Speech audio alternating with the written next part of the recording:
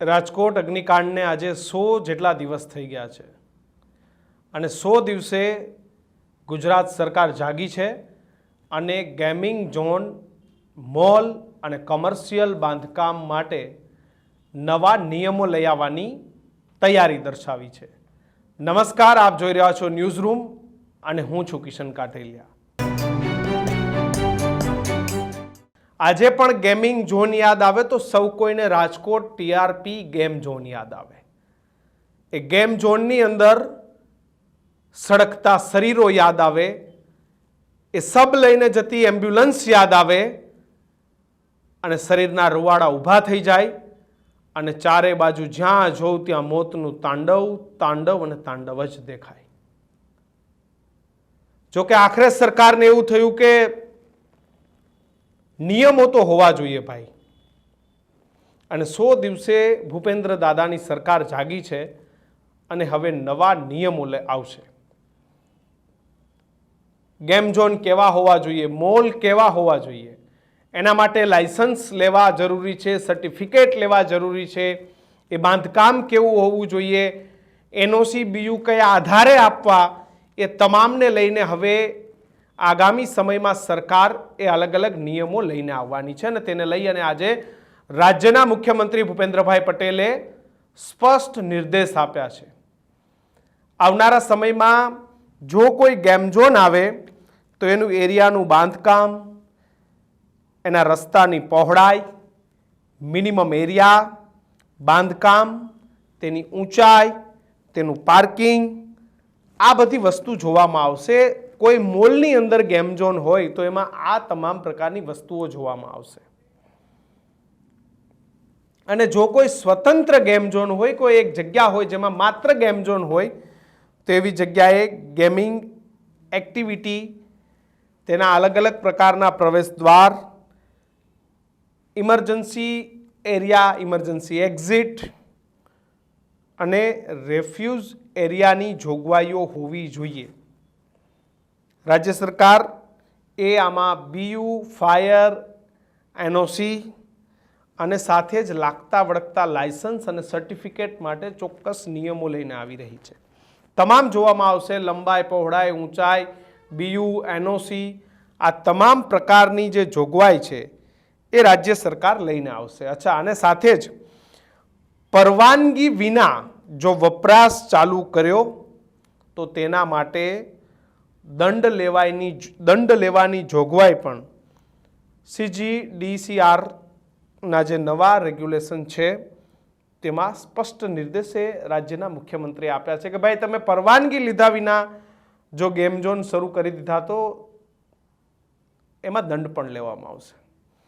પણ સાહેબ, મારો પ્રશ્ન છે, શું પહેલા બાંધકામના રૂલ્સ રેગ્યુલેશન નહોતા? શું ફાયર અને ગેમ ઝોન માટેના લાયસન્સ અને એના સર્ટિફિકેટની જોગવાઈઓ નહોતી? શું આપણે પેલા એમને એને બીયુ આપી દેતા હતા? કોઈ મંજૂરી વગર ચાલુ કરે તો આપણે ત્યાં સીલ કરવાની ને બંધ કરવાની જોગવાઈ નહોતી? શું કરવા કટ કોપી પેસ્ટ નિયમો બનાવો છો? એ જ કાગળોની રદ્દી થાય છે, જૂના નિયમોમાંથી નવા નિયમ બને છે, એ જ નવા નિયમમાં નાના મોટા સુધાર વધાર કરવામાં આવે છે. આપણે જેને કલર કામ કહે ને કે પીળો હટાવીને ગુલાબી કર્યો, ગુલાબી હટાવીને કાળો કર્યો ને કાળો હટાવીને ધોળો કર્યો. આમાં નવું શું કર્યું ભાઈ?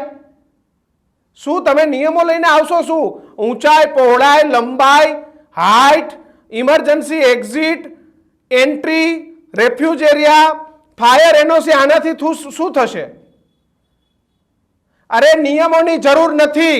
તમારા અધિકારીઓ પર કંટ્રોલ લાવો, ભ્રષ્ટાચારને દૂર કરો, તો કદાચ આ બધી વસ્તુ થશે મારા સાહેબ. નિયમો તો હતા અને કદાચ તમે નિયમોને કડક કરી શકશો, પણ એવો કાયદો લઈને આવો, એવા નિયમ લઈને આવો કે આપણો અધિકારી નિયમોનું પાલન ન કરે તો એ અધિકારીને નોકરીમાંથી કાઢી મૂકવો કે રાખવો, કે પછી માત્ર કાગળો ઉપર કાર્યવાહી ચલાવીને એના 10-20 વર્ષ નોકરીમાં કઢાવી દેવા. આવો કંઈક નિયમ લઈને આવો ને. આ તમામ એરિયાના બાંધકામ, રસ્તાની પહોળાઈ, મિનિમમ એરિયા, ઊંચાઈ, લંબાઈ, શું આ નિયમોમાં નથી? આ બધું જ નિયમોમાં છે ભાઈ.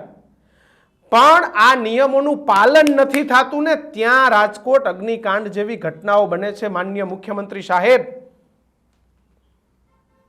શું કેવી રીતે નિયમો બને છે ખબર તમને? 4-5 આઈએસ ભેગા થાય, સીએમના સચિવને મુખ્ય સચિવને બધા હાજર હોય અને કાગળો લઈને બધા પ્રેઝન્ટેશન લઈને આવ્યા હોય. એમાં રાજકોટ જેવી 4 ઘટનાઓને રાખવામાં આવી હોય કે સાહેબ અહીંયા આવું થયું તો આપણે આવું કરીએ તો આવું ના થાય, આમ થાય, તેમ થાય. અધિકારીના મનમાં જે આવ્યું એ ઠીક, એ નીચે ક્યારેય પૂછવા નથી જતો એના એસ્ટેટ ખાતામાં ખરેખર શું જરૂર છે ને ખરેખર જરૂર શું નથી. ફિલ્ડ ઉપર અધિકારી ઉતરતા નથી, નીચેના અધિકારી જે બનાવીને આપે ઉપરવાળો ડાયરેક્ટ ત્યાં સરકાર સમક્ષ મૂકી દે. બાંધકામનાથી માંડીને બધા જ નિયમો છે, આ નિયમોએ બિલ્ડરો પોતાની ખાયકી કરવા તોડે છે. અધિકારી કોર્પોરેશન એમાં સેટિંગ પાડે છે ભાઈ, અને એટલા માટે આવી ઘટનાઓ ઘટે છે. દંડ લેવાથી શું ઘટનાઓ નહીં ઘટે? ઘટનાઓ ત્યારે ઓછી થશે કે જ્યારે અધિકારીનું વલણ કડક હશે.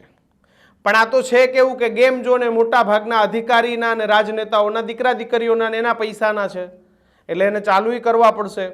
તમને ખબર છે એક ગેમ ઝોન કેટલા કરોડોમાં બને છે? હમણાં મેં તો જાણ્યું કે 7 થી 8-8, 10-10 કરોડના ગેમ ઝોન અમદાવાદના એસજી હાઈવે પર, સિંધુ ભવન રોડ ઉપર, સુરતમાં તો કોઈ 25 કરોડનું ગેમ ઝોન બનાવ્યું છે, 25 કરોડ રૂપિયાનું. હવે આ ગેમ ઝોન કોઈ સામાન્ય માણસે તો બનાવ્યું નહીં હોય, કોઈ સારા મોટા માણસે જ બનાવ્યું હશે. હવે આ ગેમ ઝોન બંધરીએ મેં પોસાય એમ નથી, કારણ કે એ લોકો સતત દબાણ કરે છે કે ભાઈ આ ચાલુ કરો, અમારા પૈસાનું પાણી થઈ રહ્યું છે. અને એટલા માટે 100 દિવસે પણ સરકારને આ નિયમો બનાવવા માટેની એક કમિટીનું ગઠન કર્યું. હવે આ કમિટી નિયમો જાહેર કરશે, નિયમો બનાવશે. કમિટીઓ થઈ ગઈ, નાસ્તા પાણી બેઠકો, આ બધું બહુ થઈ ગયું સાહેબ સરકારમાં. અધિકારી પર લગામ આવશે તો જ નિયમોનું પાલન થશે. તમે આ વાત સાથે કેટલા સહમત છો એ અમારા વિડીયોના કમેન્ટ બોક્સમાં ખાસ જણાવજો. જોતા રહેજો ન્યૂઝરૂમ, અને આવો ને આવો સપોર્ટ અને આવો ને આવો પ્રેમ આપતા રહેજો. નમસ્કાર.